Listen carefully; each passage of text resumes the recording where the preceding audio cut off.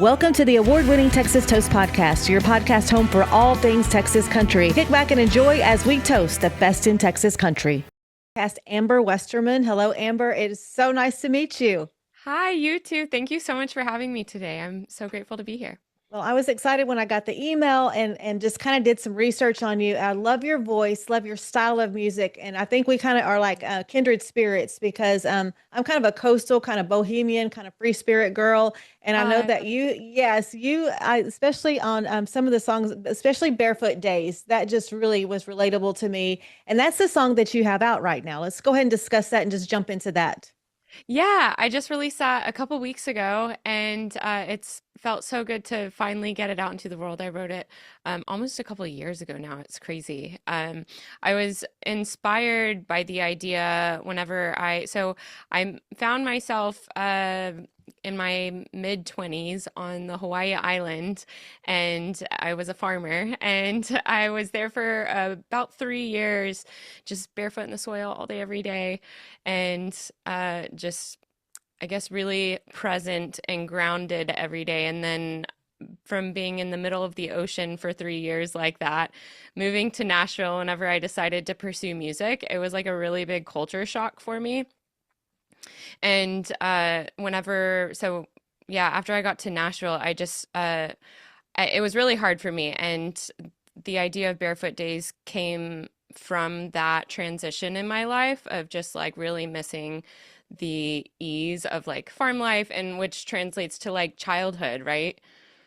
And just like being free spirited and Yes, yes. whatnot. Yeah. Yes. Well, I take my shoes off a lot. I go barefoot a lot, maybe too much, but I totally get that the grounding and standing on the earth and getting grounded and just really enjoyed that song. So did you grow up in Marble Falls? I did, yeah. Oh wow, so water was close to you there. Yeah, so I am a water girl by heart. Yeah, we were lake rats growing up. We were always out on any of the lakes out there, and I've always really enjoyed just being in water, and yeah, being like barefoot and being outside. It's just there's something about it that brings so much peace to me. And then I also scientifically, it actually is caffeine. You can't get too much barefoot time because it actually reduces free radicals from Yes, like yes, going into yes. your body. And so it's scientifically, it's actually incredibly nourishing for you. So when you were growing up in Marble Falls, was music something already on your radar? Were you young and singing, or did that come along a little bit later, like when you got to Hawaii? Kind of a mix of both, actually. I Being a singer was my dream since I was a little girl. It's the only dream I ever remember having. Leanne Rimes was my favorite singer when I was Oh, young, and I wanted to be just like her. And and then I kind of gave it up. I like took piano lessons as a young girl, and I was in choir in middle school, and then I just kind of gave it up because it wasn't really what my friends were doing. And, at that age, you just kind of follow your friend group and try to fit in. And then I picked the guitar up for the first time my senior year of high school, actually, and just kind of like played it therapeutically and for years. And then whenever I moved to Hawaii was whenever I discovered that I could actually pursue it professionally. And I kept getting encouraged by my friends to get up on stage, do open mics, and I did my first restaurant gig out there. And then I attended a songwriting festival that's out there called the Hawaii Songwriting Festival. And that festival is geared towards helping independent artists understand that you can actually make money with music. And so that was like the first time that my eyes were open to, oh, this can be more than just a passion. oh wow, that's nice. That's nice. And so, at what point did you head to Nashville? uh, I feel like it was probably about a year after I started like performing regularly and uh yeah, really really dreaming it up because I was also exposed to black mold in Hawaii, and that caused some health issues, so I had to get out of Hawaii Oh for that. wow, wow. And it was just a blend. But going to Nashville was an interesting story because I actually was like looking for different universities around the country that were music based so that Mhm. I could get some good knowledge of the music industry, because there can be a lot of snakes in the industry, and it's good to just like know Yes. your basics. Yes, that's so true. And so I was looking around. Spoken very truthfully. Yes. Yeah. So I was looking at a few different universities. I looked at Berkeley, I looked at Belmont, and I think at one in Seattle. And Belmont stuck out to me the most because I felt like they just had more rounded classes of what I was looking for in the music business and in songwriting. And so the funny thing is I applied and I never heard back from them. But my husband and I were planning. We weren't married at the time, but we were living together, and we were planning to just still move anyways off of the island because of the black mold. So I was just like starting to apply to places, and I ended up calling the head of the songwriting department at Belmont to see what was going on because it was about time for us to leave and it was getting close to the semester. And whenever I talked to him, he was like, "I'm so sorry you didn't get in, and we did send a letter. I don't know why. I don't know why you didn't get it. I deeply apologize. But the really cool thing is in a week there is another submission due date period. So you can submit again if you want to try again." And I was like, "Oh my gosh, what are the odds that like I didn't get my letter?" So I called and then found this out that I didn't Nice. know. And then I finished a song that I was writing that week, and through like the pressure of wanting to get into this program, and sent it in, and I got accepted after we already were like on the road heading to Nashville. And it just worked out. It was really cool. Wow. So who do you have working with you now? What is your schedule and what is your I guess your musical agenda these days? Yeah, my musical agenda these days has been kind of a lot of I've been doing a lot of like inner work with my music. I've been writing more, doing a lot of vocal development and like social media marketing, but I've gotten back into I had a bit of a burnout period after Hawaii, and kind of went in this inward phase, and now I'm in Austin, Texas now, Okay. and I've been really loving the music community here. And I just started a band to back my music. And so now I'm Awesome. starting to get back into the live scene, and it feels really good. Yeah. That's wonderful. So tell me about your band or how it's coming together. Yeah, it's great. We actually have I don't know when this podcast episode will be launched, but we have our first show tonight, which I'm really excited for. And yeah, I met all my band members through various different outlets, and we've been getting together since I think October now, and this is kind of our first appearance in public. And so after the holidays have settled and everything, and Mhm. we're getting ready to roll moving forward through the new year. Well, that's exciting. So where did you find Yeah. your band members? Well, I had this dream to start up a band, and so I kind of just started like posting in different Facebook groups, musician Facebook groups, and I found my drummer through that. And he has a bassist that he plays in multiple bands with, and so he got his bassist to come along, which was super helpful.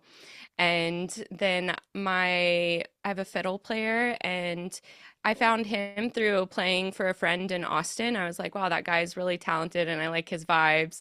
And so he was ready to roll. And then I found my lead guitarist through a friend that I do modeling and acting on the side. And I was doing a modeling gig for a brand here, and one of the makeup artists I was talking to about this, and she was like, "Oh, my brother plays guitar for a lot of bands here." Wow. Yeah, and so I had been really looking for a guitar player, and I'm a little picky with like your band becomes your family, so Yes. you gotta be careful about who you choose to be in your inner circle, and yeah, I vibed with him so much, and I'm so grateful that he's tagged along too. Well, that's a great story. I can't wait to see the progression of your live shows and as that comes up. Now, you were named Entertainer of the Year at the 2022 Dallas Model and Expo. Want to explain what that is? Yeah, Dallas Model and Talent Expo. So I went to that around the time that I started pursuing acting and modeling with my agent at the time.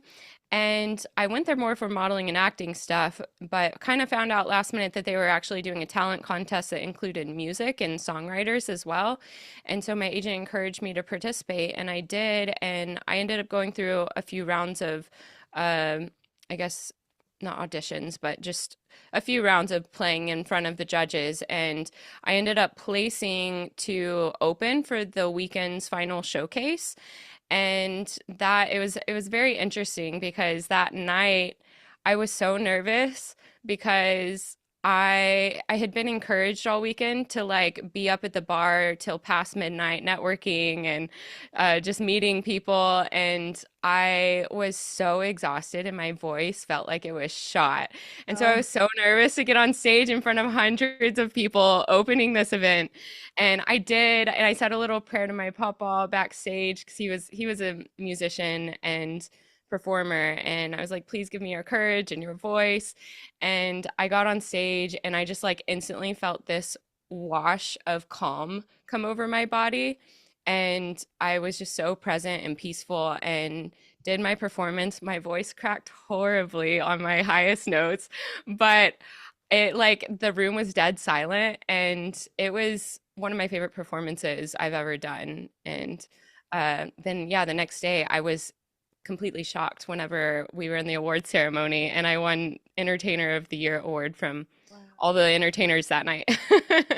Wow, that is interesting. I love the story. Thanks for sharing that. And then one other thing that I saw, the Kent Finley Song Search Contest 23-24. You also have a mention on that as well. Yeah, yeah. So that last one was with my song "Easy with You" that I performed, and Kent Finley Song Search. It's through a nonprofit music festival in my hometown, which I am now on the board of. And I before I was like connected with them, I would do their songwriter contests. And the first year I placed as a finalist with the same song, with my song Easy with You. And then the following year I placed with another song of mine called Sunflowers. And it's been really special, and I've just like really deeply connected with them ever since, and now I'm helping them out. Yes, that's nice. So in 2023, you did release an EP, Love Is Here, which I went through and listened to. There's some really good songs on there. So tell me about Thank that you. project. Thank you. Yeah, that was a really fun project. That was a fully crowdfunded EP. I had this dream to put out a body of art that I felt like embodied the soul of who I am as an artist, and just like bringing awareness to like the loving presence that we constantly have around us. And so that's where the title of the EP comes from. And it was a really cool thing. I was really terrified to do a crowdfunded EP because I had never done something like that before, and we hit our goal and uh, made it work out. And yeah, I'm so grateful with how the songs turned out. And was that your first chance was that your first time in a studio to record an EP, or had you been in the studio before to record other tracks? I had been in the studio and recorded a handful of tracks before. I've used for all of those songs except for Barefoot Days, I worked with the same producer in Nashville. His name was Sean Rogers, was is Sean Rogers. And yeah, so I definitely had a good lay of the land, but that was the first time we ever did like a full Yes. uh body of work like that. How did you feel about it? How did it feel like going in and then going out when you look back at how it all turned out? Did it turn out like you wanted it to be? Yeah, yeah, it did. I kind of it was an interesting timing that it happened because I started working with a development team around the time of the release of it, and they encouraged me to kind of go inward a little bit after the release and start working more on like vocal development and just doing a lot of like artist development training. And so I did kind of lean back a little bit after I released it. And I'm grateful that I did because I've grown so much as an artist and it's been really beautiful. But I definitely didn't give it like as much of a push as I felt like I could have because of Uh-huh. that. And it's all good though. That's nice. That's nice. I like that there was growth that came out of it. So I know you're going to have Mhm. some good stuff coming up for us. So what are your plans like coming up in the near future? Yeah, so I'm ready to start getting some more live shows in the books. And I've also got another song that I already have recorded and ready to go. I'm just working on a couple back end things before I release it, hopefully late spring. And then I'm hoping in March to get back in the studio in Nashville and get some more stuff recorded. So we'll see. So any plans up down the road for anything to be released to radio? Well, I'm trying to get Barefoot Days out to radio. Yes, That's I love that's it. I kind think of we do. I love it. Yes. thank you. Yeah, so I'm pitching it right now. We're kind of running hard with it, and then definitely my next song as well. So I'm really Wonderful. excited to share my Wonderful. next one. So will you be sending it out to us to Texas radio? Yeah, yeah, Okay. definitely. Okay, so I have it. So just let me Yay. know when I can go ahead and get it uploaded because I also have Texas Toast Internet Radio. So I definitely want to spin it Oh, on my station. Yes, I love the song. I awesome. absolutely love that song. Thank I'm you. so excited that it's going to go out to radio. And I know we're in the dark days of January and going into February. And if you're like that outdoor girl like me, like February is just so blah, but it's going to be like I Yeah. get to see spring coming and playing that song. And during the summer, I can just see so much with that song.